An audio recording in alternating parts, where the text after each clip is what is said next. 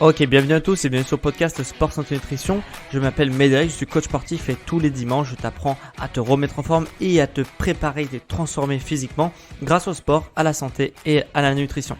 Et aujourd'hui, on va avoir un podcast sport. Je vais prendre un épisode assez court, je pense autour de 10 minutes, un quart d'heure, pour t'expliquer le problème des salles de sport. Et c'est certainement le problème que tu fais sûrement. Donc voilà, sois bien attentif, prends des notes et j'espère que tu vas voir comme moi le problème des salles de sport. Alors, les salles de sport, c'est un truc que je connais très bien, puisque je suis coach sportif et j'ai travaillé pendant quelques années en salle de sport. Donc, je sais exactement comment ça se passe et les problèmes que peuvent rencontrer les pratiquants de musculation qui s'entraînent en salle de sport ou des pratiquants d'entraînement sportif de façon plus globale. Qu'est-ce qui se passe quand la personne arrive en salle de sport, quand elle est débutante? Donc, qu'est-ce qu'elle arrive? Elle arrive avec un programme. Elle arrive avec un programme qu'elle a chopé sur internet qui est normalement pour les débutants ou pour les débutants. Ce qui est vrai, c'est que on les fait pas mal tourner sur les machines. Sur les exercices qui sont très guidés pour éviter que la personne se blesse. Et donc, la personne elle fait l'ensemble des exercices qui a marqué sur son programme, donc des exercices qui sont ultra guidés, et au bout d'un moment, elle donne son max, et puis au bout d'un moment, elle est cramée, elle va à la douche, et fin de séance, ok. Ça, c'est ce qui se passe dans la réalité des choses, et que 80% des pratiquants font quand ils s'entraînent en salle de sport, 80-90%. Et il y a un problème, puisque en fait, la personne, elle va faire l'ensemble des exercices, elle va au fil des semaines prendre en poids, ok, donc c'est-à-dire qu'elle va augmenter les charges qu'elle met sur la machine, sur les poids, etc. qu'elle peut manipuler. Et la personne, elle va progresser. Certes, elle va progresser en force sur les mouvements donnés, mais il va y avoir un problème, c'est que tous ces machines, tous ces mouvements hyper guidés qu'on trouve en salle de sport, ça ne permet absolument pas d'être fonctionnel. Et ça va causer des graves problèmes que je vais te parler plus tard. Je sais que j'en parle souvent de l'entraînement fonctionnel, mais pour moi, c'est absolument fondamental. Et ça a été un déclic chez moi il y a quelques années et où j'ai totalement revu mon entraînement. Et du coup, je voulais t'en faire partager aujourd'hui un petit peu de ce que j'ai appris de tout ça et pourquoi c'est pas fonctionnel de faire de l'entraînement en salle de sport traditionnelle. Tout simplement, c'est pas fonctionnel sur 3 aspects. C'est-à-dire que c'est pas fonctionnel parce que ça ne permet pas de transférer ce que tu as appris en salle de sport dans ton quotidien. Donc ça te permettra très peu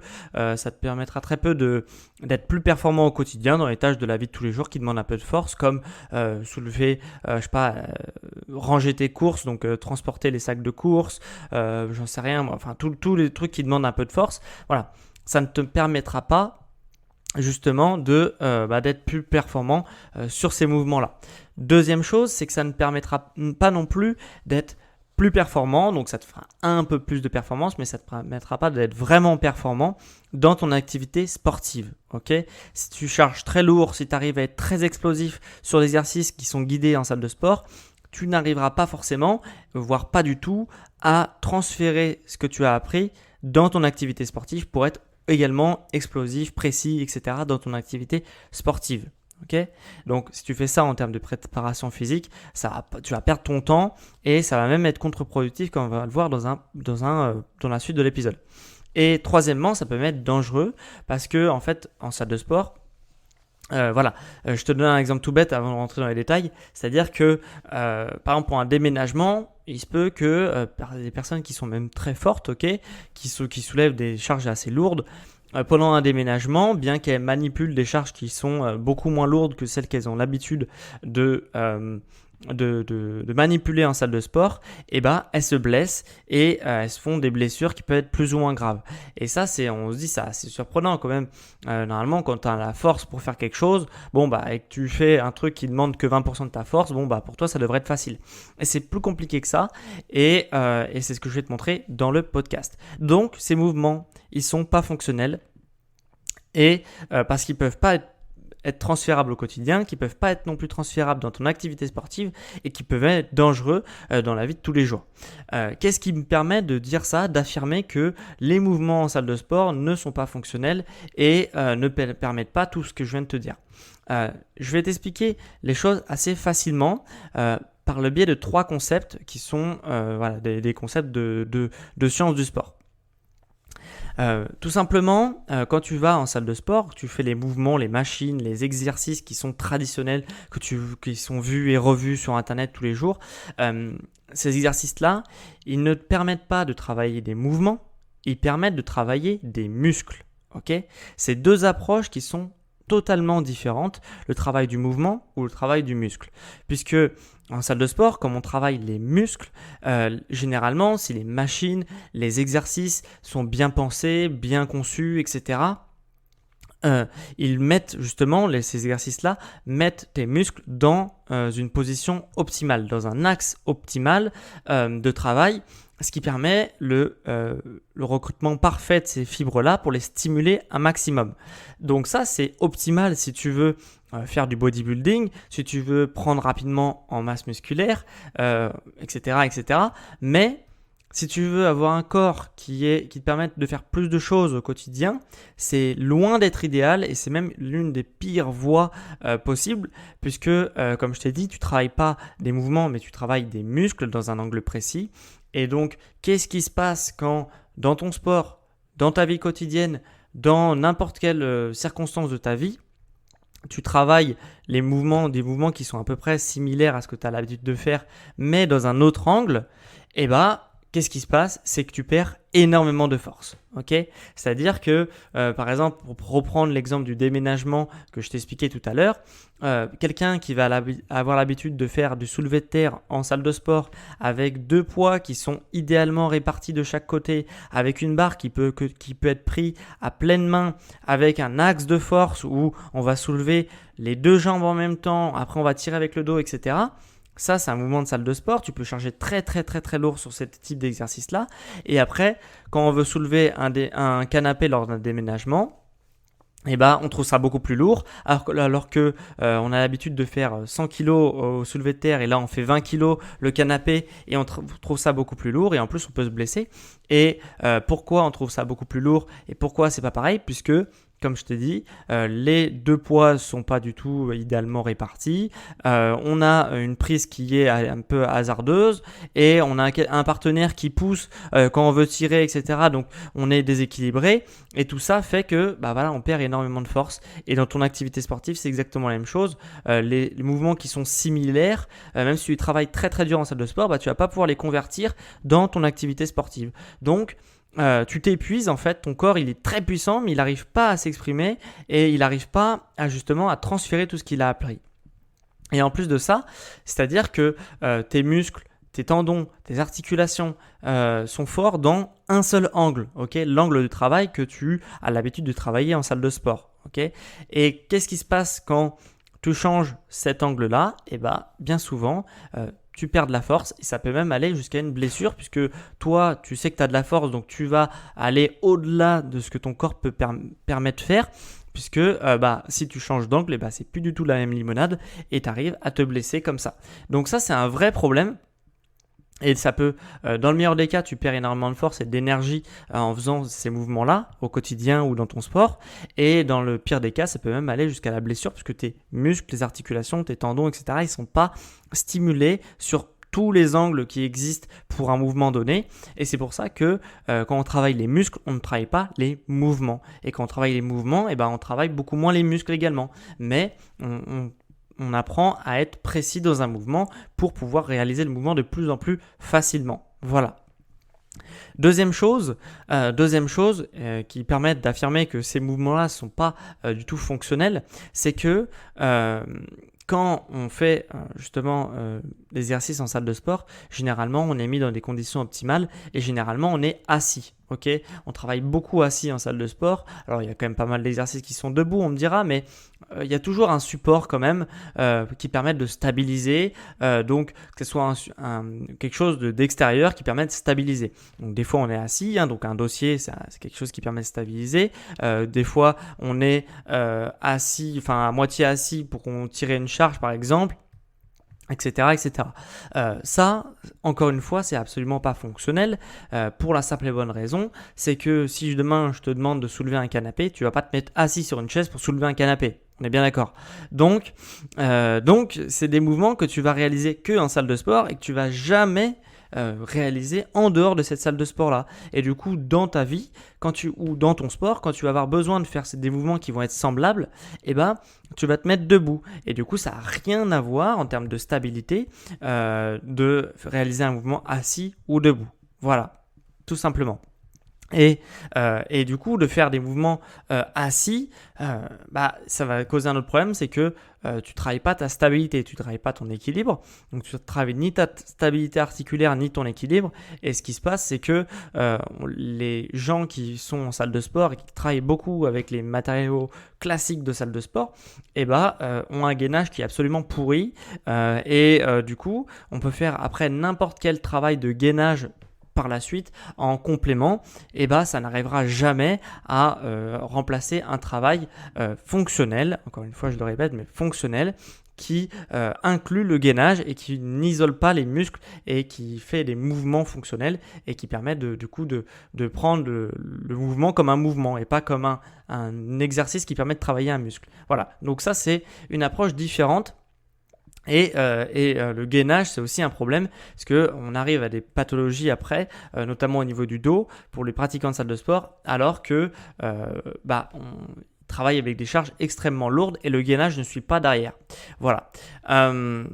Troisième chose, ça va découler un petit peu de ce que je t'ai dit avant, c'est que c'est pas fonctionnel puisque ça ne permet pas de transférer ton activité de salle de sport dans ton sport. Si tu fais 2 sports, il y en a beaucoup qui m'écoutent, je sais qu'ils font 2 sports, qui utilisent l'entraînement sportif pour être performant dans leur sport. Et si tu fais l'entraînement, de la préparation physique pour être performant dans ton sport, ne va pas en salle de sport ou du moins ne fais pas les exercices de salle de sport traditionnels puisque pour une simple et bonne raison, c'est qu'il y a un ratio qui s'appelle le ratio coût-bénéfice. Ok.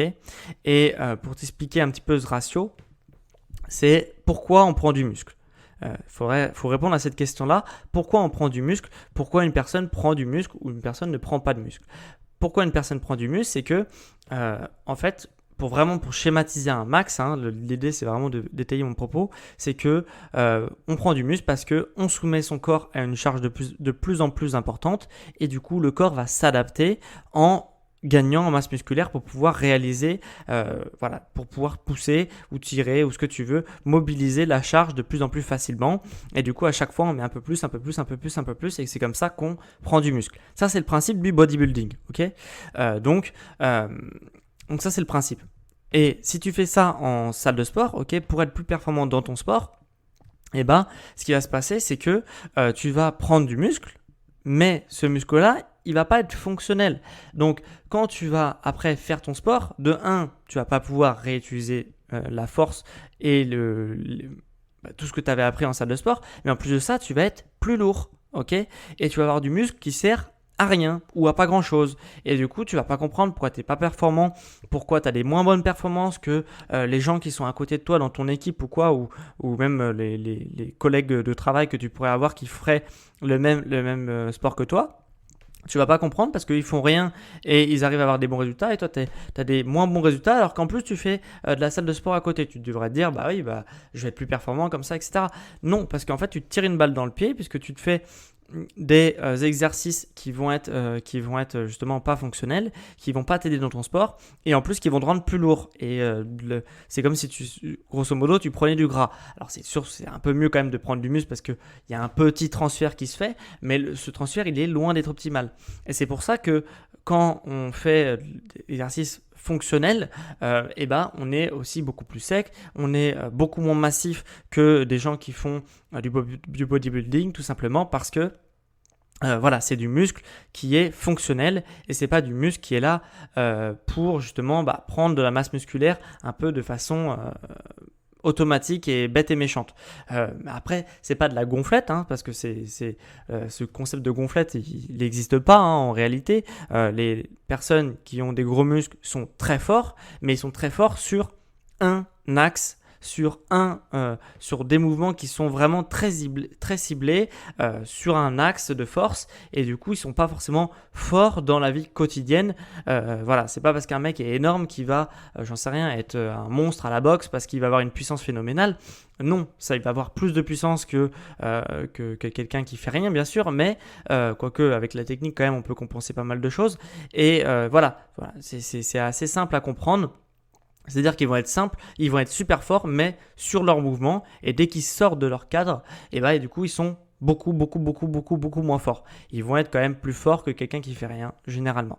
Mais voilà, donc c'est pas de la gonflette si tu veux, parce que j'aime pas ce terme-là et je l'utiliserai pas, mais c'est du muscle qui sert pas à grand chose et qui sert uniquement à être fort sur les mouvements donnés. Voilà, donc. Et là, tu vas te dire, ok, si je peux plus faire la salle de sport avec les exercices que j'avais vus, que je faisais depuis longtemps, etc. Qu'est-ce que je fais alors? Et tu vas te diriger, comme je t'ai dit, vers des mouvements qui vont être fonctionnels. Qu'est-ce qui permet de dire qu'un mouvement est fonctionnel ou non?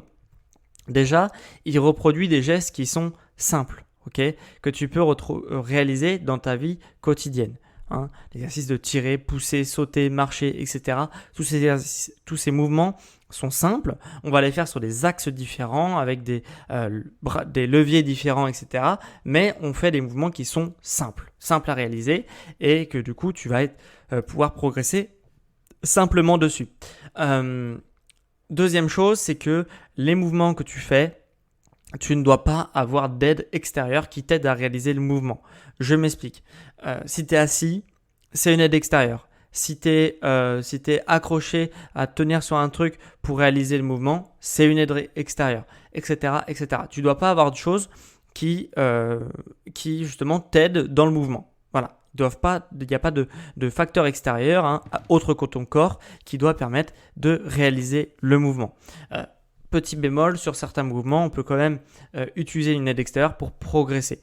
Je pense par exemple au squat pistol. Le squat pistol, c'est pas forcément évident pour pas mal de monde d'ailleurs. Et du coup, pour apprendre le squat pistol, apprendre à le faire donc sans aide extérieure, on doit passer par une aide extérieure parce que sinon c'est juste impossible à réaliser. Donc voilà, ça c'est des mouvements sans aide extérieure, c'est des choses qui sont fonctionnelles. Du coup, comme tu n'as pas d'aide extérieure, il se peut que dans ton quotidien, dans ton sport, tu réalises le mouvement pour lequel tu t'es entraîné. Et en plus de ça, ça te permet d'avoir un gainage hyper puissant et assez rapidement. Ok, de faire ça de façon presque quotidienne. Je ne sais pas combien de fois tu t'entraînes dans la semaine, mais de faire ça régulièrement dans la semaine, ça va permettre d'améliorer ton gainage d'une manière absolument phénoménale. Et ce gainage, il va pouvoir être utilisé également dans ton activité sportive. Donc voilà, c'est hyper puissant, les exercices fonctionnels. Alors bien entendu, les charges vont être beaucoup moins impressionnantes que en salle de sport, ok, parce que c'est pas des mouvements qui vont être guidés, qui vont être dans des conditions optimales, mettre tes muscles dans des conditions optimales, etc. Mais ça va permettre quand même de travailler hyper efficacement. Troisième chose, c'est le type de matériel que tu utilises va déterminer beaucoup. Ok, par exemple, le type de matériel que tu peux utiliser et même son matériel, c'est le poids de corps. Ok, on peut déjà faire énormément de choses au poids de corps, et le fait de t'améliorer au poids de corps, il n'y a pas plus fonctionnel que ça si tu veux, puisque dans la vie quotidienne, t'as pas une haltère, t'as pas n'importe quoi que tu soulèves. Ok, tu soulèves généralement ton poids de corps, tu essayes de faire plus avec ton corps. Donc c'est le truc le plus fonctionnel que tu peux utiliser, c'est le poids de corps. Alors en deuxième, ce que j'aime bien, c'est le kettlebell. Tout simplement parce qu'il permet de mobiliser une charge qui est instable, parce que le kettlebell, si tu ne le connais pas, c'est une petite boule avec une poignée. Le fait de tenir la kettlebell, tu ne tiens pas directement le poids dans ta main, comme une haltère par exemple, c'est-à-dire que le poids il est décentré, puisque le gros du poids de la kettlebell c'est dans la boule, et la boule elle bouge. Donc du coup ça va permettre d'être fonctionnel et de travailler une articulation, un muscle sur plein d'axes, puisque la boule va bouger en même temps que tu vas utiliser la charge. Troisième chose, c'est le TRX. Le TRX c'est absolument parfait, puisque déjà c'est hyper léger, hyper facile à transporter, donc ça c'est vraiment parfait. Et en plus de ça, c'est donc l'entraînement en suspension, le TRX, c'est justement tu es en suspension, donc tu touches le sol avec un appui, deux appuis, trois appuis en fonction des mouvements. Et du coup, tu vas être constamment déséquilibré par le fait que tu n'as pas tous tes appuis. Donc du coup, tu vas devoir compenser. Et ça, quand tu vas le reproduire dans ton sport, automatiquement, ça va être bénéfique puisque dans le sport, on est très rarement statique, donc sur nos deux appuis, bien ancrés au sol, etc. Non, on est souvent en déséquilibre et on essaie de compenser. Et là, du coup, on reproduit ce phénomène de compensation qu'on trouve naturellement dans le sport. Il y a d'autres choses comme les élastiques qui peuvent être pas mal, pour faire des mouvements qui sont très complets, un petit peu de mouvements polyarticulaires traditionnels. Il y en a quand même besoin et donc les élastiques c'est pas mal pour ça. Et le dernier truc c'est les sacs de sable. Alors moi je l'utilise pas, mais je sais que c'est assez intéressant à utiliser. Je l'ai utilisé par le passé et ça permet encore une fois de reproduire du déséquilibre pour réaliser des exercices polyarticulaires, donc comme les élastiques, mais avec un déséquilibre puisque le sable bouge à l'intérieur. Voilà, donc ça c'est le matos que tu devrais te fournir justement pour faire de l'entraînement fonctionnel. Et avec ce type d'entraînement fonctionnel, tu vas vraiment pouvoir aller beaucoup plus loin en termes de performance et avoir un corps plus performant au quotidien qui te permette de faire énormément de choses. Donc ça c'est vraiment ouf. Et en plus le pire c'est que quand tu réfléchis bien, le type de matériel que je t'ai énoncé là, ça tient dans un sac de sport et du coup tu n'as même plus besoin de salle de sport pour t'entraîner. Moi personnellement ça fait 2 ans que je m'entraîne presque tous les jours sans matériel ou avec du petit matériel comme je viens de t'expliquer. Donc voilà, et c'est vraiment, j'ai vu une différence en termes de performance. Je suis moins blessé, je me sens beaucoup plus performant que quand je faisais en salle de sport. Et d'ailleurs en ce moment, si tu veux avoir des petites idées d'entraînement fonctionnel, j'en partage en Reels, je crois que ça s'appelle comme ça, sur Instagram. Donc n'hésite pas à jeter un coup d'œil sur mon Instagram qui sera en description si tu veux avoir des idées par exemple d'entraînement fonctionnel. Voilà. Donc si tu es curieux, ça se passe en description. Donc voilà pour ce petit podcast qui t'explique le problème des salles de sport. Et tout simplement, c'est pas la salle de sport le problème, c'est les mouvements qu'on fait en salle de sport.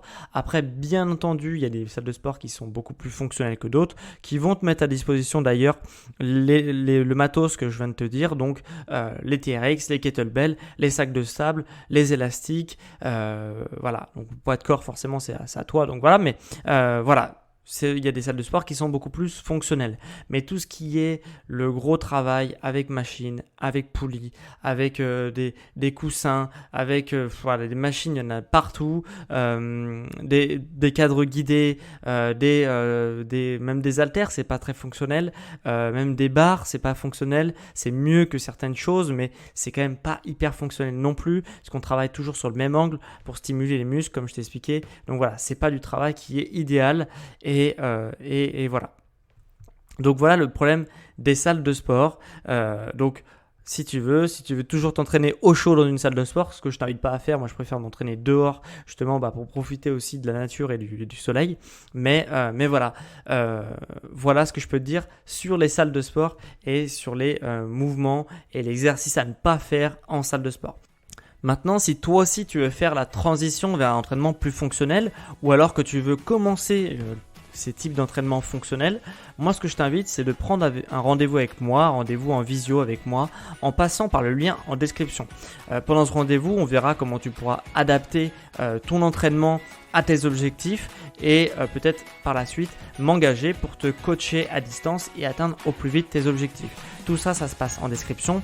Tu peux prendre rendez-vous directement, tu as mon agenda en ligne en description, donc prends rendez-vous si ça te tente. Voilà, donc on en a fini pour le podcast sur le problème des salles de sport et on se retrouve du coup dimanche prochain pour un nouvel épisode sur le sport et la nutrition. Allez, ciao les sportifs!